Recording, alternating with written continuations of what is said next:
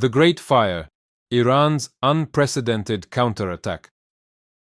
Iran has launched the largest counterattack in its history, with targets spreading across 11 countries within 72 hours.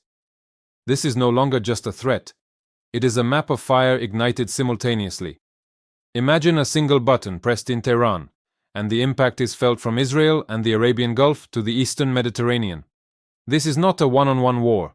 It is a network war involving proxies, drones, missiles, and hidden political messages. But one question remains: how far is Iran brave enough to go? Israel, the primary stage. We begin at the hottest flashpoint. In Iran's offensive, Israel has become the main stage. Since the escalation began on February 28, Iran has launched approximately 35 missiles and drones at Israel. The primary targets were in central Israel, including the areas around Tel Aviv. Israel's air defense systems were fully activated. While many interceptions were successful, not all were. Some missiles broke through, with footage showing impacts in urban areas, damaging buildings and causing civilian casualties. The second day marked a turning point. Iran drastically increased the intensity, directing over 200 missiles and dozens of drones towards central Israel, Tel Aviv, and strategic military infrastructure. This has been described as Israel's hardest day since the conflict began. One of the most affected areas was Beit Shemesh, a sensitive medium-level target, where missiles hit civilian areas and city facilities. One missile reportedly penetrated deep into a shelter. Media outlets report at least 9 people killed in this attack. Iran is not acting alone. While the pressure was mounting, Hezbollah opened an air front from Lebanon, launching rockets and drones. Israel was forced to split its focus between long-range attacks from Iran and the immediate threat on its northern border. Surprisingly, even after the death of Ali Khamenei was announced, the attacks did not stop. The third day continued, signaling that the IRGC, Islamic Revolutionary Guard Corps, had taken full control. The attack pattern changed, no longer constant, but pulsing, frequent enough to exhaust Israel's defenses and public psychology. However, visual impact appeared minimal due to strict military censorship. That is precisely where the pressure works. Silent but haunting, the regional wave, UAE and Jordan. Beyond Israel, the first wave also targeted the United Arab Emirates, UAE. Missiles and drones crossed the skies of Abu Dhabi and the Gulf routes.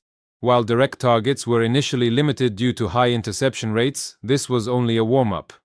The second wave on March 1st was far more massive. A total of 165 ballistic missiles, 2 cruise missiles, and 812 drones swarmed Abu Dhabi, Dubai, Sharjah, Palm Jumeirah, and other strategic points. 3 locations immediately put Washington on high alert. Al Dhafra Air Base, a joint US-UAE airbase.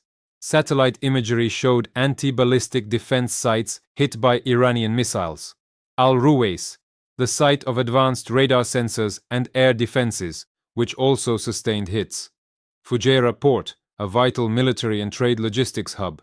Debris and small explosions disrupted operations. This combination created multi-layered pressure. The UAE, long considered a safe zone, suddenly appeared fragile. Airspace was closed, flights delayed, and national alert status raised.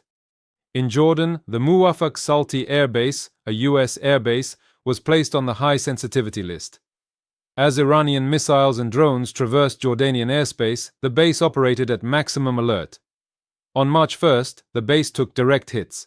While official information on the damage is minimal, satellite images prior to the explosions showed the base crowded with US fighter jets, indicating its crucial role in regional operations. Jordan, usually stable, now feels the warning. The conflict no longer recognizes buffer zones. Syria, Cyprus, and Oman, no safe haven. Al Tanf, the main US base in Syria, housing 900 personnel, also came under fire. Drones and missiles struck the air sectors and protection zones of the base. The message was clear. The US presence in Syria is now directly in the crosshairs. On the night of March 1 to 2, 2026, Iran launched drone strikes against RAF Akrotiri, the British military base in Cyprus. This followed London's permission for the US to use the base for operations against Iran. Iranian-made drones hit the runway. While damage was limited, it was enough to temporarily paralyze operations and force the evacuation of personnel and families. The Mediterranean is no longer sterile. In early March 2026, Iran targeted the port of Duqm in Oman, a strategic logistics point used to resupply the carrier USS Abraham Lincoln. Sophisticated drones hit fuel tanks and port facilities. This marks a significant shift. Oman, known as a regional mediator, has been dragged into the arena. The internal irony. A massive irony emerged from the statements of Reza Pahlavi, the heir to the Iranian monarchy living in exile. As hundreds of Iranians died from combined US-Israeli strikes, Pahlavi expressed specific sympathy for 3 fallen American heroes and 5 wounded ones, stating that the Iranian people would forever be in debt to America. This sparked a sharp contrast. Critics questioned how someone claiming to represent the Iranian people could empathize more quickly with foreign forces attacking his country than with Iranian citizens, including school children, who fell victim to airstrikes. Pahlavi is increasingly seen as out of touch with the reality of his people's suffering. The path ahead: escalation or strategy? The conflict is now moving on 2 opposing tracks: full escalation or strategic exhaustion. Escalation. If Iran continues at this high tempo, its missile and drone stocks risk depletion, creating an opening for the US and Israel to strike back without a proportional response. Horizontal expansion. Iran is not alone. The Houthis in Yemen have announced continued attacks in the Red Sea, and the Islamic resistance in Iraq is increasing operations against US bases. The war is widening horizontally.